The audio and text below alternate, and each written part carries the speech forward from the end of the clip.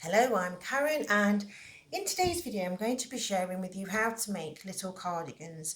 Now, I did say in my introduction video that I was actually going to share with you how to make the bigger size cardigan, because most people will actually want a cardigan to be able to fit a newborn baby. And so I'm still going to use this colour, but it's actually going to be the bigger size, okay? So and I'm going to be catching up with a little bit of my history as well, so that we can this is for those people that wanted to know, like, what have I been doing, what's been going off while I've not been here making any videos. So the patterns are so easy, you don't actually need a written pattern realistically. So what I'm going to do is I'm going to share with you, and I'm going to crochet along, and this is it's going to be, I'm going to have to do it over stages because it's going to take a long time to actually crochet the cardigan. Because to make just the bodywork of this little tiny one takes you about 45 minutes. And then you've got your sleeves to add on, and you, all your different little bits. So to make the bigger size cardigan, just to make the top section is going to be about 45 minutes. So probably not quite so long realistically, but so what I will do is I'm going to have to break the videos down into parts, I think, just to make it so that it's easier for uploading, but we'll see. Okay, so I've got my talcum powder because do you know, it's really warm, and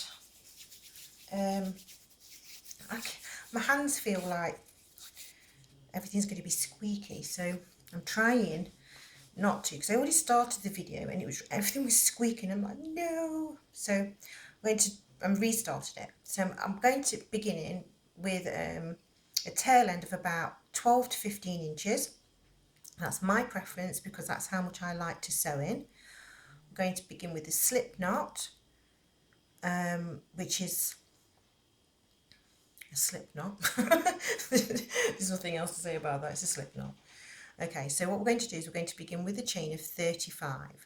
So that's 1, 2, 3, 4, 5, 6, 7, 8, 9, 10, 11, 12, 13, 14, 15, 16, 17, 18, 19, 20, 21,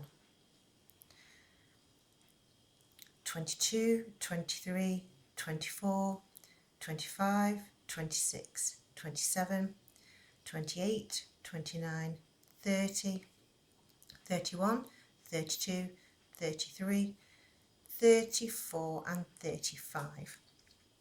We're going to be using the half double crochet stitch, and for the sequence of this one we actually want to have, it wants to go 5, 5, 10, 5, 5. However, because we're going to use part of this chain as the beginning stitch, we actually don't need to do 5 stitches to start off with. So we're going to work into the third stitch. That's 1, 2, 3. I'm going to do that stitch there, and that stitch is actually classed as stitch number 2. Okay, so your chain is 1 and that is 2. Then you go 3, 4 and 5. And my yarn's still squeaking, so I'm really sorry. Hopefully it'll settle down as I go along. Into the corner, traditionally I was doing 3 stitches, but to make the squarer version of the sleeves, because so this one, the sleeves is, we've got a more of a, I'll show you this one, it's more of a square finish, whereas the other version is a sloped finish. I will show you how to do the sloped finish as well, don't worry, but today we're just going to do the square. So into the next stitch, so we've, remember this was the part of the chain was number 1, 2, 3, 4, 5, so which is technically the 6th hole. And we're going to do 2 half double crochet, a chain 1 and 2 more half double crochet. Okay, and that's our first corner made. Now we need to work 5 more half double crochet. Oh, and note as well, sorry, I'm just going underneath one strand. That's 1, 2, 3, 4 and 5. And now I need to do another corner. So the same again, we're going to work 2 half double crochet. That's 1, ooh, 2, chain 1 and another 2. I'm just going to stop and I'm just going to get a bit more talcum powder. See, it's my I'm making everywhere a mess now, but I'm trying to stop this from squeaking because it just sounds so awful. Smells nice though. Got Johnson's. Lovely smell. Right then, sorry. Yeah, look, Johnson's babies. Just makes, you know, it helps as well because it just smells like babies while you're doing it. I'm so sad. Right, so I've done 2 corners. Now we need to work 10 half double crochet. So it's 1. Oh, I've got the shakes and everything now. 1, 2, 3, 4, 5, 6, 7, 8. I'm so sorry for giggling. 9, 10. I'll tell you what I'm giggling about in a minute. We need to do another corner now. So that's 1, 2, chain 1, 1, 2. And now we need to work into the next 5 stitches with half double crochet. So this is 1, 2, 3, 4, 5. We need to do another corner. So that's 2 half double crochet, a chain 1 and 2 more half double crochet. 1, 2 and then we work 5 more half double crochets. That's 1, 2, 3, 4 and 5. Now from this point onwards we don't need to count, but what we do need to do is we actually need to miss out a stitch, and I'll show you where, because you're skipping a stitch. The reason why we're skipping the stitch is because, let's just show you, you've actually got this finished now. Now as you start to work, these pieces here are going to push more and more that way. When I worked in all of the stitches, it made it a lot worse than this. But we need this square to be able to make it so that when you fold it over, you've got this nice square finish there. Okay, so I'm going to get myself back untangled. So from now onwards, what we're going to do is we're going to chain 2, turn, and then when you look at your work, you can see all these holes where we're going to work into, and from now onwards it's a lot easier to work your pattern. So we're coming into this, it's not the stitch where you've done the chain up there, there's like a little tiny loop there, you don't want to do that, it's a definite stitch. So we want to crochet into these stitches here, so you come across like this, and we work our way up to the corner, and when we get to the corner we're going to skip a stitch, and I'll show you. Right, so now we're at the corner. You can see this is the corner area. You can see these are 2 stitches for this side, and then there's the 2 stitches that side. You've got your chain there. This actual stitch there is formed from the opposite way around when you did that work there, and that's the stitch we want to ignore.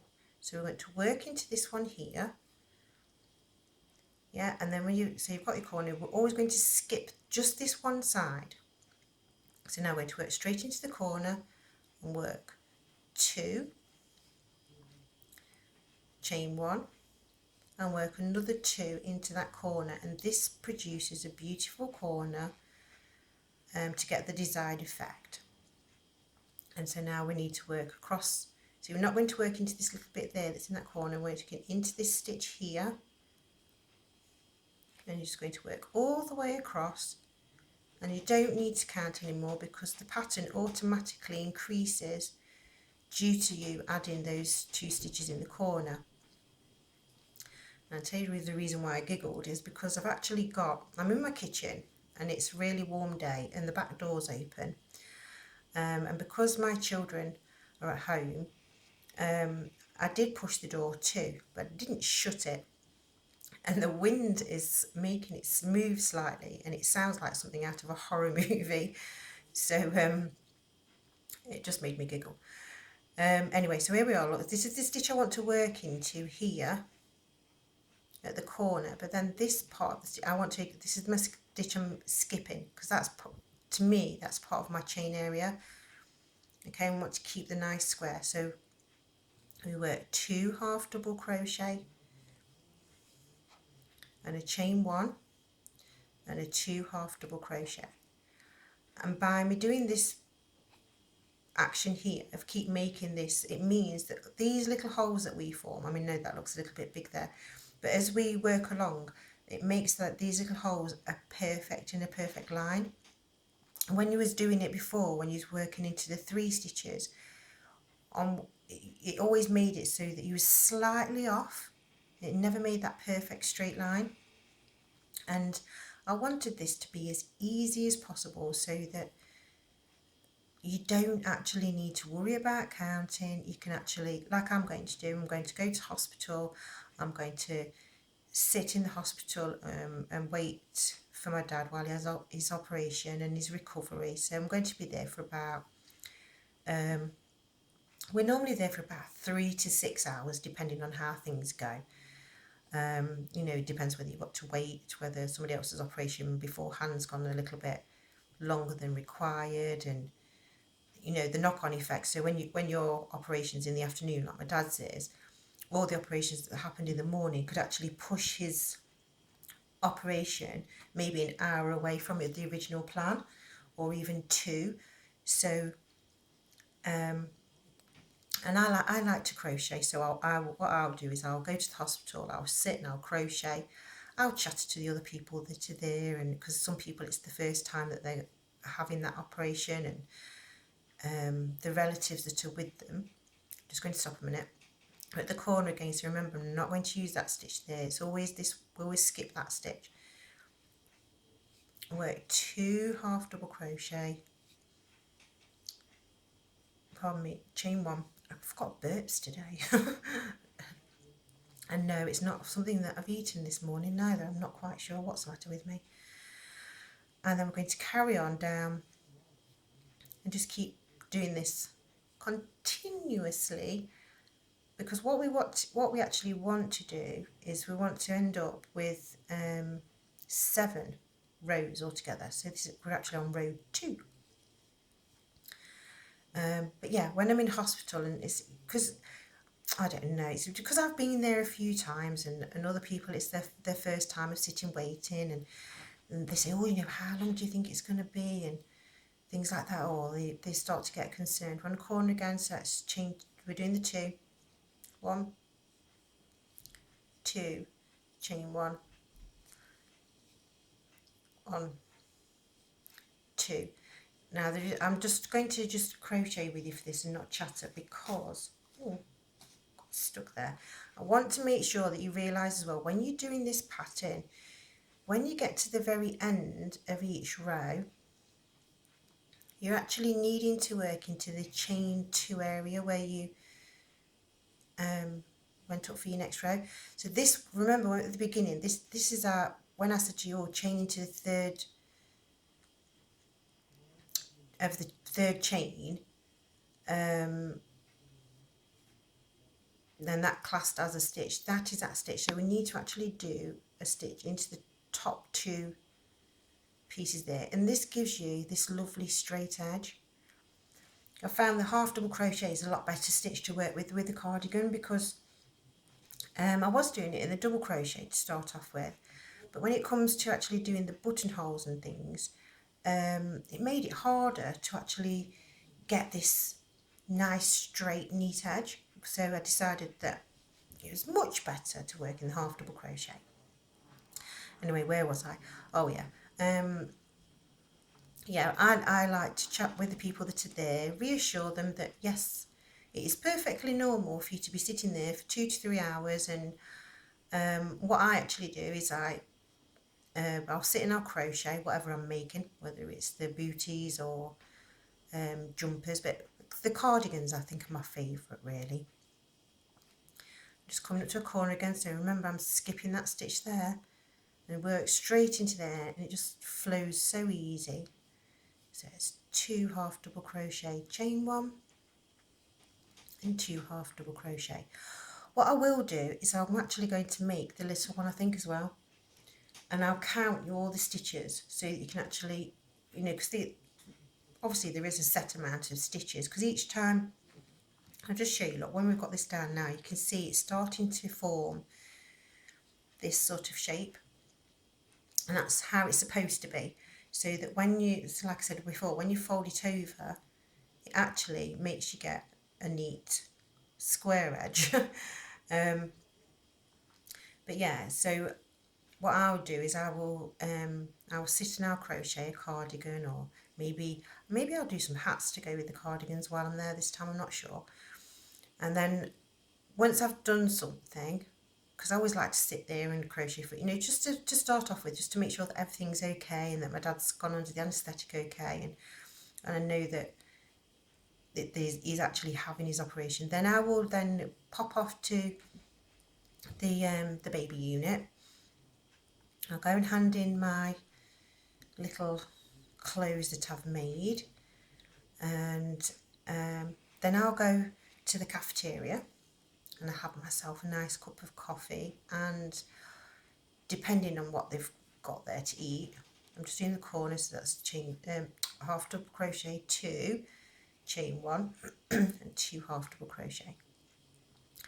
Yeah, and then I'll probably begin on another project, so that actually by the time I leave the hospital I might be halfway through doing another little cardigan or another little hat or something.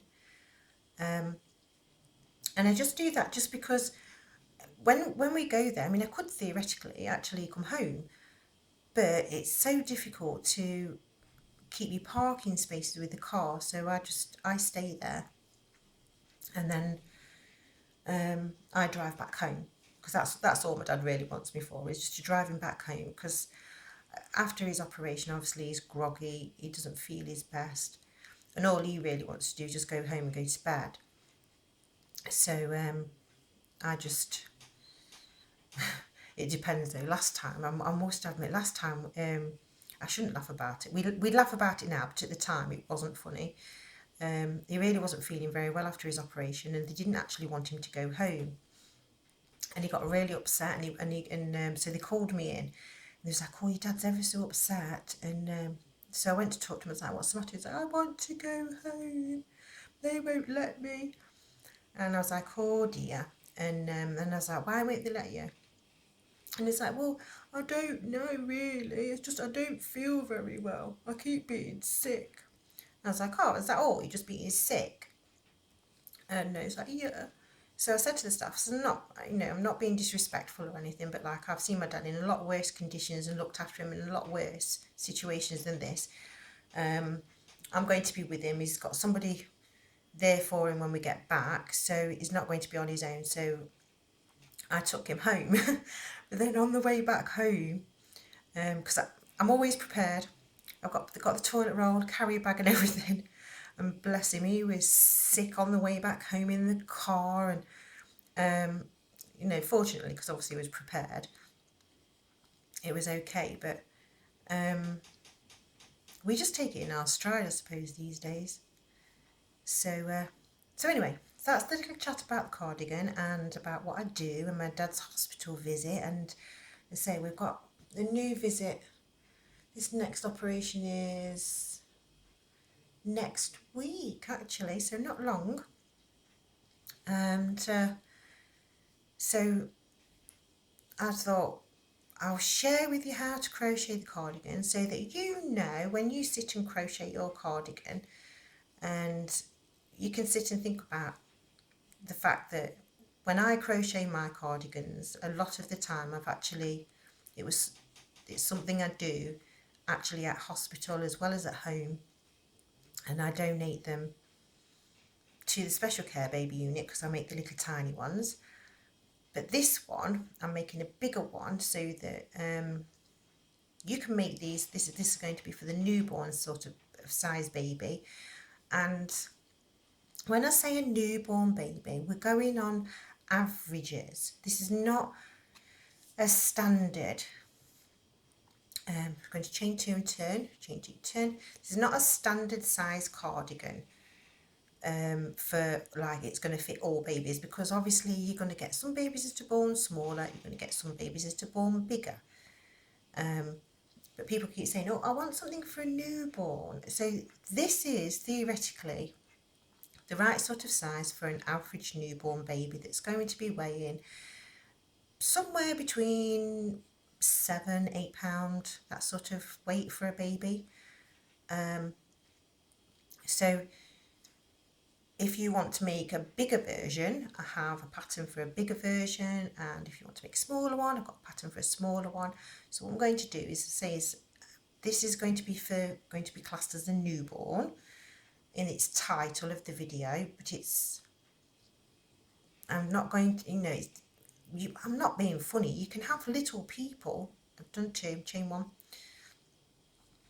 You can have little people that that don't grow through illnesses and like those things that's going off at the minute. You've got the people with the babies that's the mothers have had the Zika virus, so they've got the little tiny heads. So they're obviously going to need a different size hat for their baby in comparison to a newborn.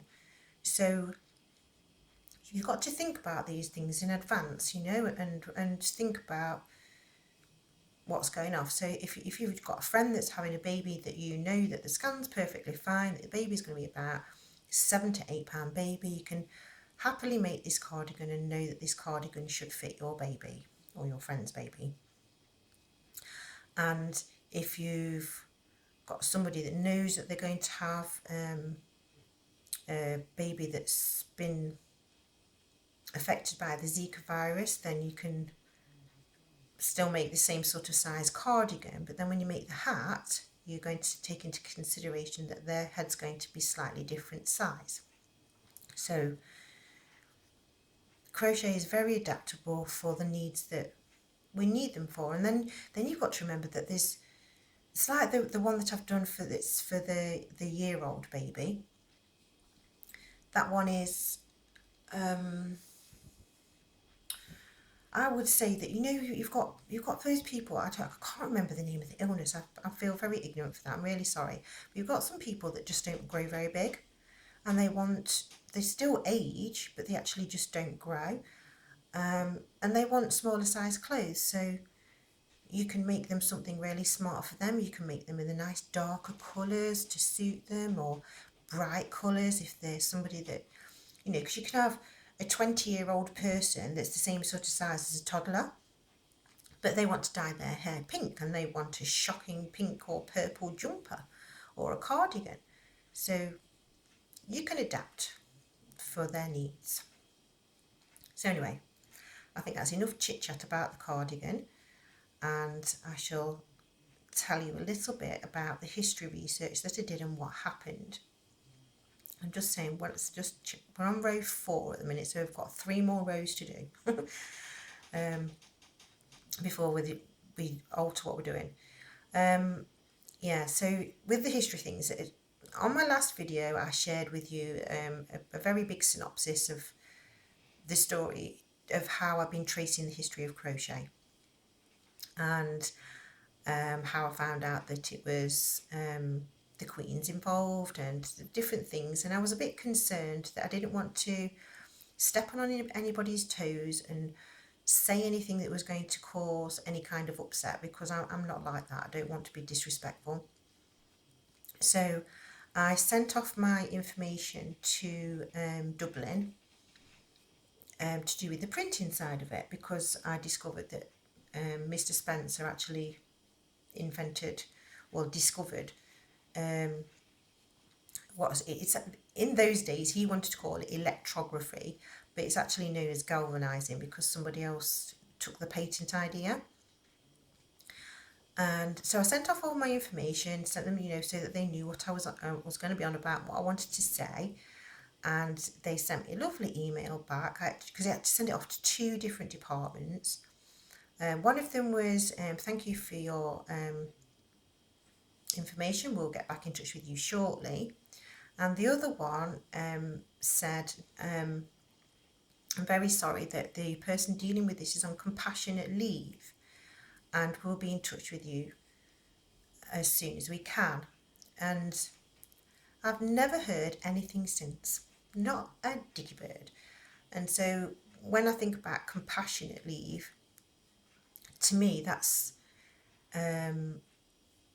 because somebody's died or somebody's seriously poorly in their family, and they've got to have time off.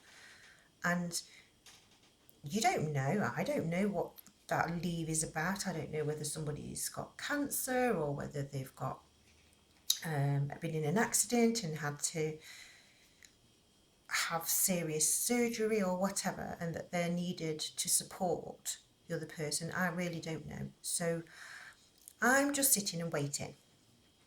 So while I was sitting and waiting, I thought, well, I can't just sit and wait.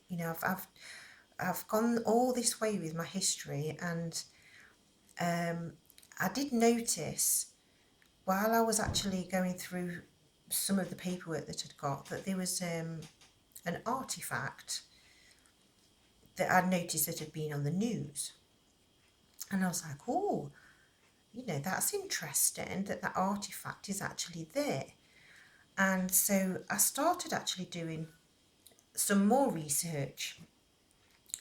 And because I'd already said, and I understood that the crochet was,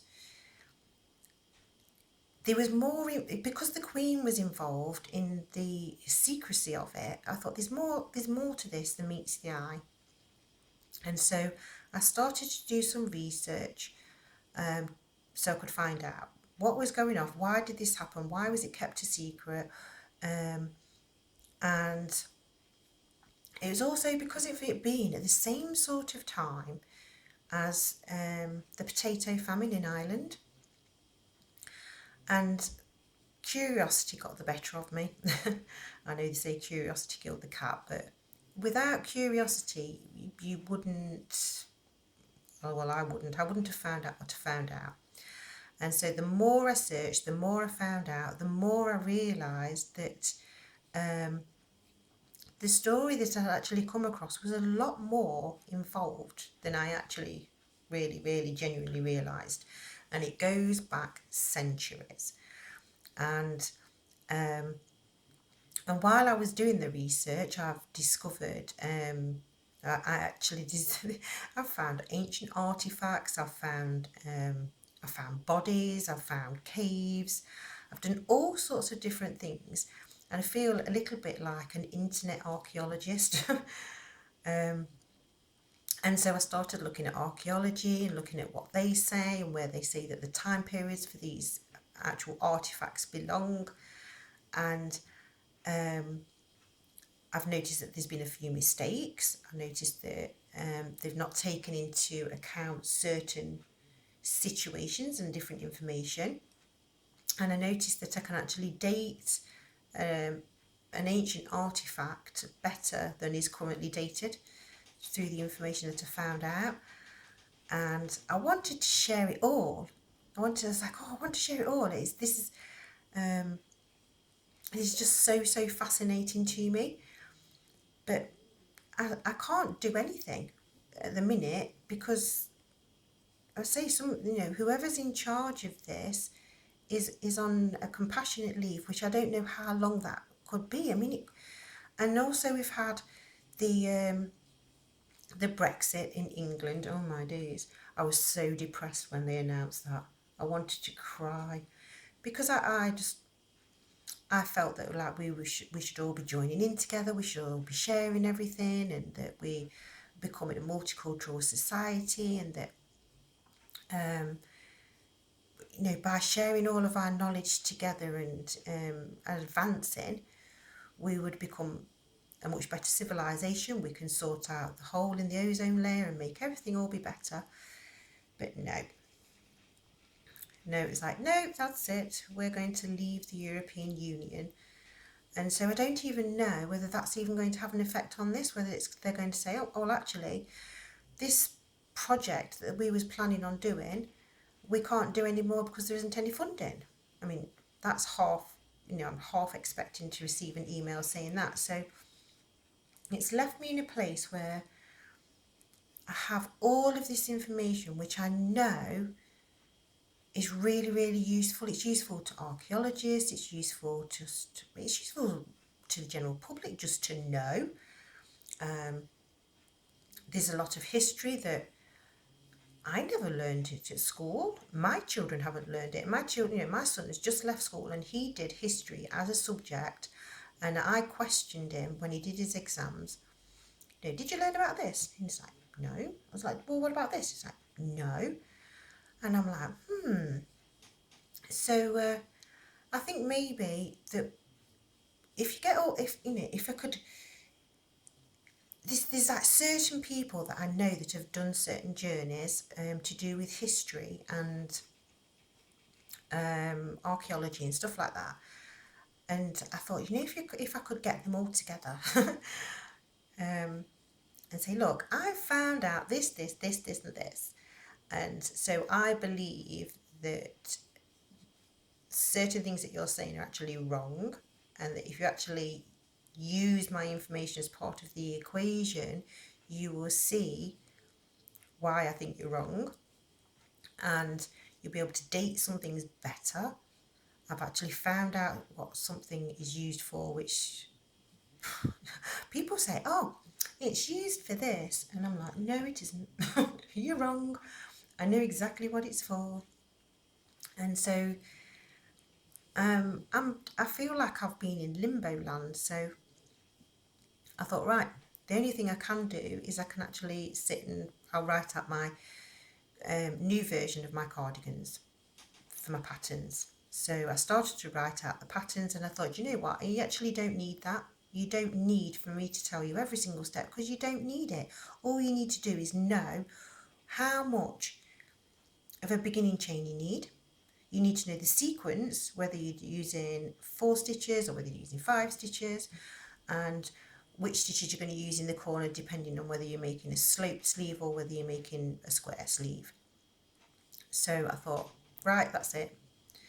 And I put all my paperwork to one side, and I just thought, right, I'm just going to sit and crochet. Just going to sit and crochet and chat with you, and just, I don't know, some people may be bored out of their brains and go, for goodness sake. But the thing is, you can switch the volume off. You don't have to actually listen if you don't want to. So let's just see how many rows we've done. 2, 4, 5. You see what I mean about how long it's taking? I mean, we're on 34. Let me just move that. I can't see my time slot. We're on 34 minutes, nearly 35 minutes to get this far into the cardigan. So when I get to the end of this row, I'm just going to show you how it's actually looking. You know, if you're actually doing it, you're doing yours at the same time, what it's actually going to look like. Whoops, I've split my yarn. No, don't do that.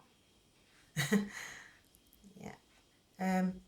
and then I'll tell you some other things what I've been up to as well, which is why I haven't done any videos. So just bear with me. I'll get to the end. So make sure you do that into that chain 2 at the end. Just we're keeping this. I know that what's happening is that you've got one row is half double crochet on the end, the next one is a chain of 2, then you've got half double crochet, then a chain. So it does cause that little wibbly wobbly effect, but if you try and lay your work down flat now, let me just take my hook out altogether, it will do this, look, it will do that. But when you fold it over, it makes everything fit nice and neatly. Okay, so this is why I'm showing you. This is what you're actually going to be creating, and this is what actually happens. But you can see these are perfect lean line for these corners. They match up so beautifully, and I've got a thing about this symmetry and stuff, and that's something that I've been noticed in the historical things, which is why I know that I can date a particular thing, which actually is in Ireland. So it's really exciting. Because there's like, I don't know, I think I've got a bit of an obsession with Ireland. I really, really want to go. I want to go and have a holiday there, and I've decided that,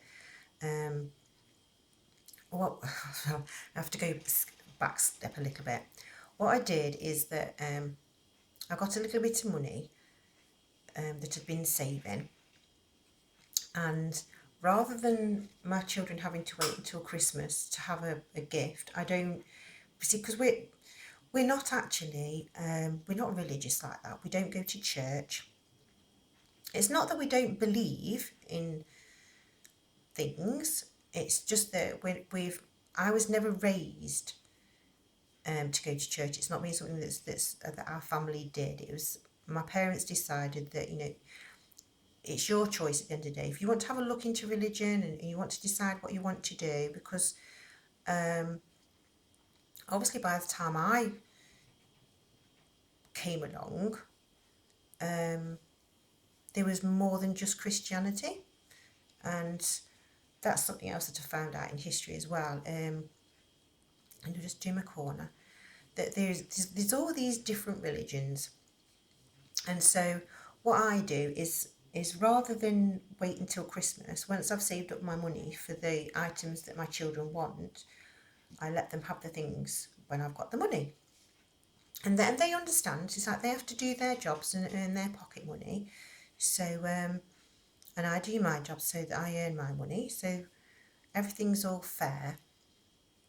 And so I bought them because of me doing my YouTube. My son, he really wants to do YouTube. So I bought him the equipment that he needed for him to be able to make videos. And ever since then, he's been doing all sorts to do with videos and doing live streaming and doing all sorts and trying to get his subscribers and get his views, and as he is a young man now, he's not exactly a child, but obviously he's still got his childish tendencies as well. I've still got mine, and I'm in my 40s, so and I don't want them to lose that. I wanted them to be able to have the opportunity to have a go. You know, say, here you go, have a go. See how you feel. Do you find it easy? Do you find it hard? What do you want to do? And so, so he's constantly recording, and because he finished school, so he's going to go to college to do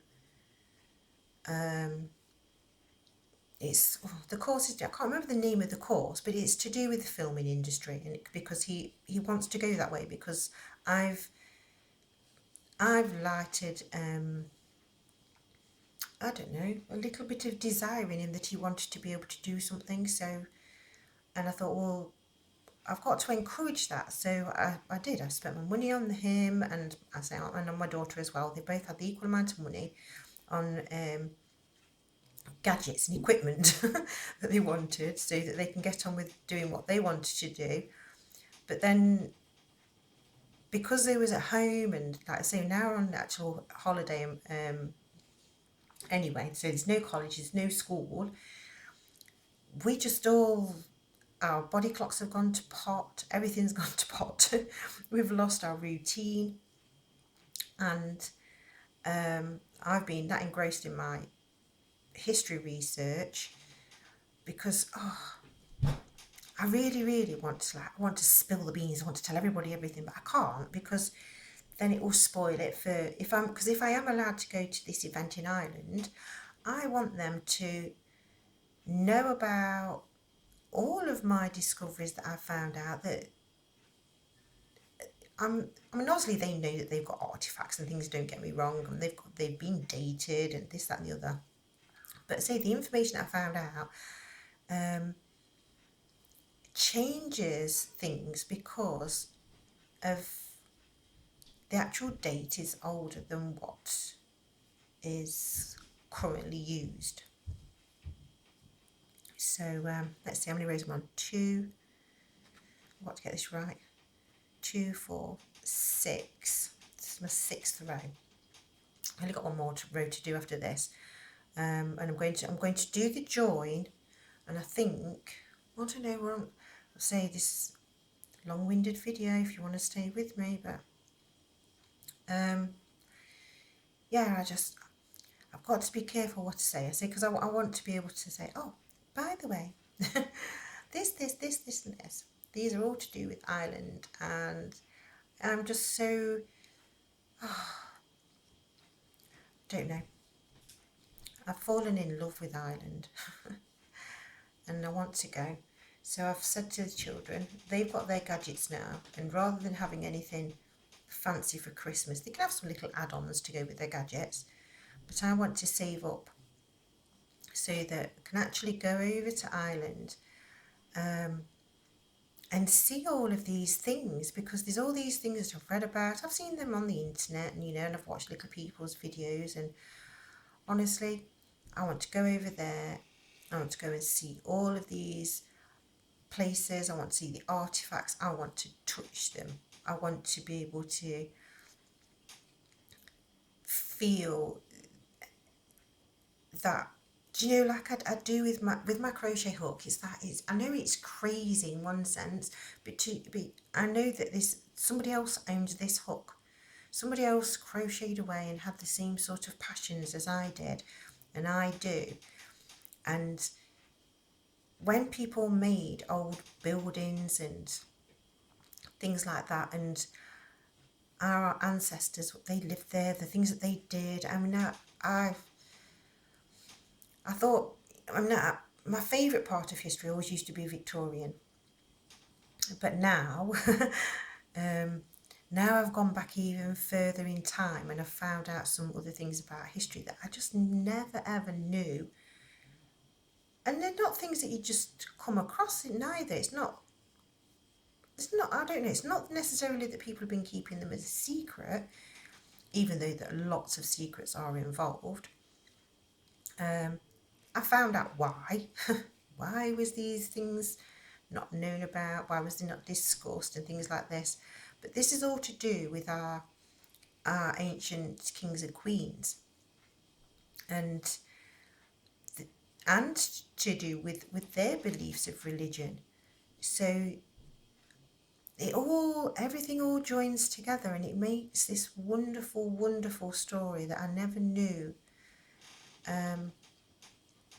And to go to Ireland and actually, let's say, to go and be inside those buildings, to touch those walls, to touch, to feel those stones, and to see the artifacts, and that they've got in museums, and there's just so much there that I have fallen completely in love with the place. And I've never really wanted to go to places before, and all of a sudden through my history I feel like I want to, but then there's that fear thing that's involved, which, how to explain that one? Do you know, I read about it on the news, you know, read about the they're doing different bombings here and there, or they've shot somebody, or all of these different things, and unfortunately their reasons that they are using are to do with people fighting over land, people fighting over religion, and essentially a bit like our old kings and queens, you know, it's like I'm in charge and my beliefs are correct, and so everybody else has got to believe what I believe. But obviously that's not true, because we all got our own beliefs. So and it's a little bit awkward, because those are the sort of things that put me off, because I don't like flying. I tried that once, made my ears pop, and I hated it. It really hurt. So, but like part of me wants to go over to France as well, because of the links that I've found there, and obviously that's to do with the crochet side of stuff. But I want to go. I want to go and see. I'll do all sorts of different things, but I daren't. You know, it's like when I was first ever doing history at school and stuff like that, and when I left home, I was always under the belief that civilized man, you know, like we started working together, and we started harvesting, you know, farming and things like that. And I was always told that began in Mesopotamia, which is a border between Iran and Iraq. But as I carried on with my research, I found out that it's only, where are we now? We're 2016, so it's only 4 years ago that it was actually announced properly that there was a civilization in Turkey, and obviously even before that we've got our ancient ancestors, our Neanderthals, and what are they called, Denisovian or something like that. I can't remember the proper name. But we've got all of these ancient people and all this ancient history, and they all left little bits of, they left their own little mark on the land, you know, and built their own little bits. And I would love to be able to go peacefully around the world and see all of those things, but I'm petrified. I'm absolutely petrified that if I decide, oh, I want to go over, I mean, you can't, can you? You can't say, oh, I want to go to Iran or Iraq for a holiday. You just can't do it. You can't go to Syria. You know, it's like, well, they've all, oops, I've gone into the wrong bit. They're all that busy fighting over oil and electricity being, you know, across their lands and things. And they say they've all got their fights going off. They're all saying, oh, well, what is it? Well, you need to believe in our God. Well, we've all got different beliefs, and that's just essentially being like our old kings and queens and saying, well, you've got to believe that this religion is correct because we say so. But religion is a preference. Religion, to me anyway, from all the different things that I've found out about religion, is more about a way of life of, you know, but that's the thing, it's not actually classed as a religion, is it really? Or it is in Hindu. It's in Hindu that their religion is not really classed as a religion, it's actually a way of life. You know, it's like, be kind to each other, share your things, be respectful, say nice things, get on with each other. Those people that you don't get on with, then, you know, you ain't got anything nice to say, don't say anything at all. That's what Mum used to say. And so you don't, because some people you just don't get on with. And you can't help it, you're both on completely different wavelengths. But that doesn't mean that either of you are wrong or either of you are right. It's just that you've got different beliefs, and you shouldn't try and force your beliefs onto somebody else, because that's wrong, because they need to make their own mind up. That's why we're all supposed to be free. we're supposed to be free-spirited, we're supposed to have a freedom of life, and yeah, just make your own mind up. And if you was allowed to go peacefully around the world and go and look at all the ancient artifacts and look at what those people believed in at that time and why did they believe in that at that time, then you get a better understanding of people, and you can see where they're coming from, so that you can understand each other better. But it still doesn't mean to say that you have to believe the same as what they believed, because I had a better way to put this. Do you know, like, I'm a single mom, so at certain points in my lifetime, I have to make decisions that involve me and my children, and I've got to make that choice. Now, I try and make that choice on being sensible and looking at the whole of the picture. So for example, with the money, did I sit there and keep the money in the bank and leave it in the bank and make my children wait until Christmas just because that's what the majority of other people do, is they save up their money for Christmas and they go, here you go, there you go, there's a big massive Christmas present? Or did I say, okay, then you can have that money now, you can have those things now, but then at Christmas time, when everybody else is getting great big things and everything else that's following some kind of Santa Claus tradition, then that's where I've decided. See, I made that decision. I didn't have anybody to. I don't have anybody to discuss that with another. I don't have the other parent. There isn't another parent to say, like, shall we do this or shall we do that? I have to make these decisions on my own and face the consequences of those decisions. And if I was being I'm basing it all on because of a certain thing that I believe to do with religion, and said, right, you have to wait until Christmas because I believe that you should, then my children have to accept that. But they may not think I'm right, because they, as their learning and their education goes on, they may not want to celebrate Christmas like that. They may want to be Buddhist or Hindu or I don't know, whatever. And so it's like the Jewish. The Jewish don't celebrate Christmas or birthdays, which I think is really sad. Maybe that's just because I would get miserable if I didn't get a birthday present, because that's the way I've been raised. So, and that's the thing.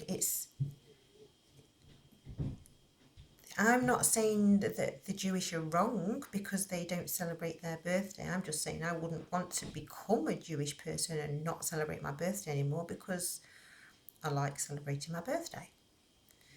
So just a simple thing like that makes me stop going towards a religion. So I've explained to my children, there is lots of different religions and lots of different beliefs, and you've got to respect that some people will believe a certain thing, but it doesn't necessarily mean that they are right just because they believe in it. Because, well, on a realistic note, talking of Christmas, I hope there's no children watching this, but we all know that realistically it's the parents that are Santa Claus. There isn't a magical person that comes down and provides all of these things. It's what we have to provide. We save up our money and we pay for. Okay, I'm showing you now this way around, just so that you know.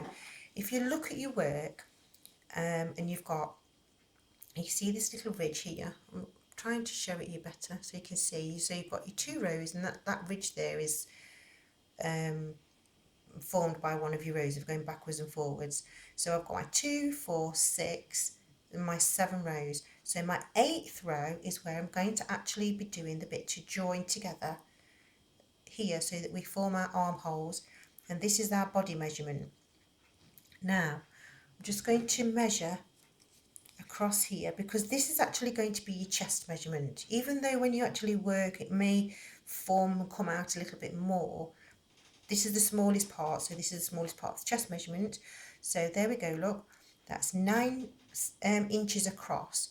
So all the way around, that's 18 inches, which is about the right sort of size according to the charts on the internet for a newborn baby. Okay, so just showing. So there we are, look, we're looking at around 55 minutes. So what I'm going to do is I'm just going to do this one next row, and then I'm going to stop the video, but then carry on, because for those people that want to crochet along and see what I'm doing, well I'll just do this bit anyway. So anyway, right, so I've done my chain 2. When we work across here, this is it.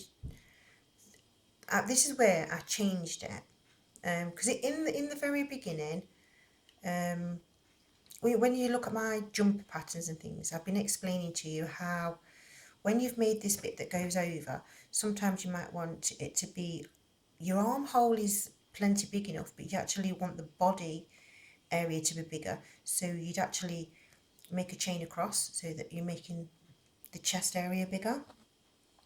But for these little tiny cardigans, we don't need to do that. And so,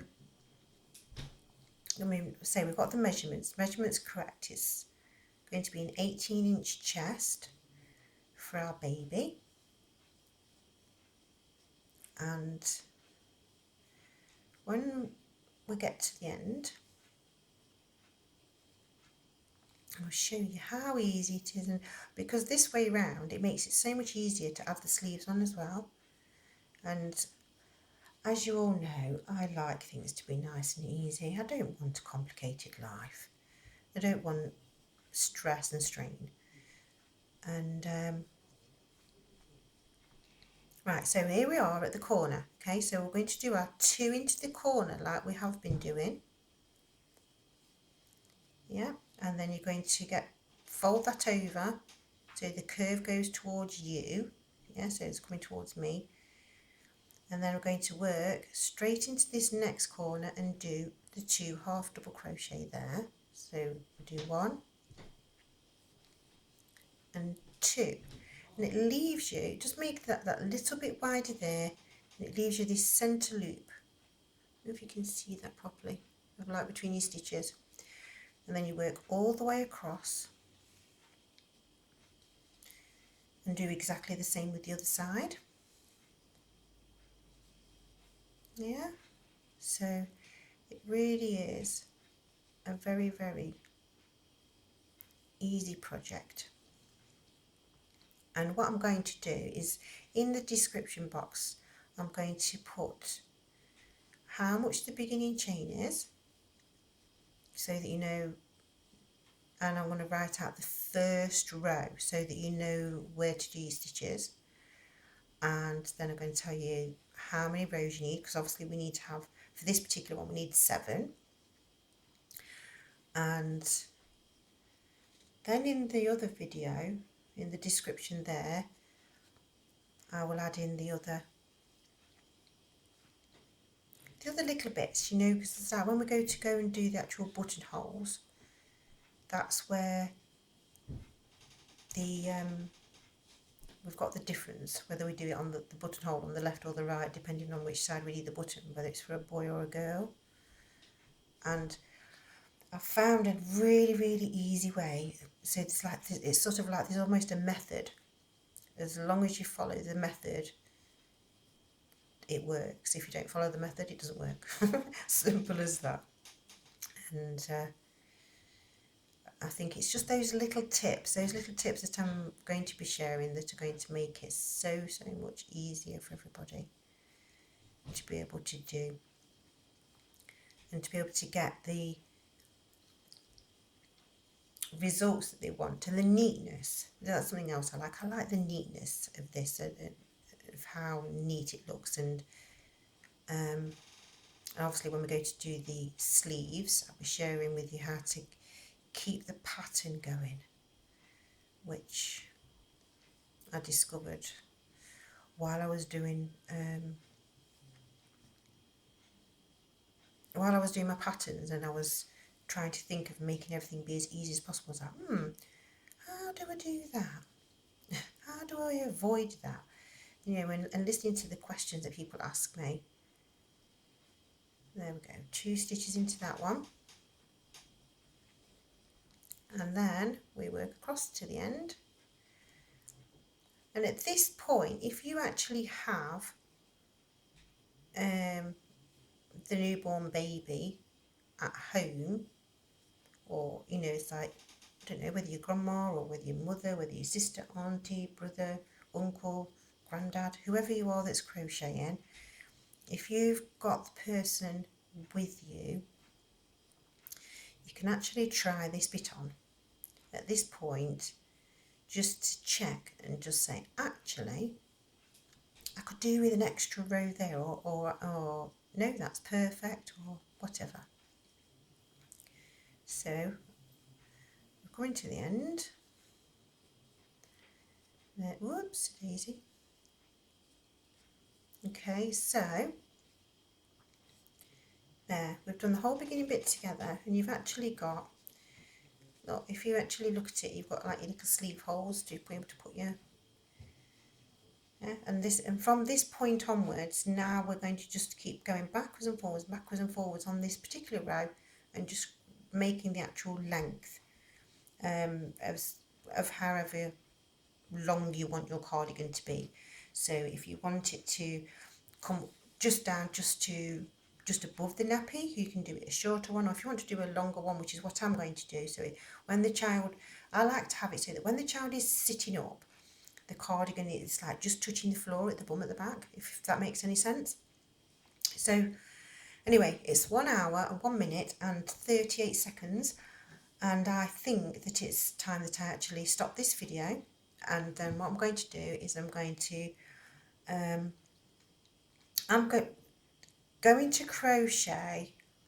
Let's see, we've got 7 rows there. So what I'm going to do is I'm going to crochet 7 more rows, so that so if you can go and do the same, so to do 7 more rows now, it's actually not going to take an hour, because there's actually less stitches now as you're going round and round there. So it should take you maybe, I don't know, allow yourself another hour just to say, right? So I'm going to go and have an hour where I sit and crochet 7 more rows, and then I will join you with the 7th.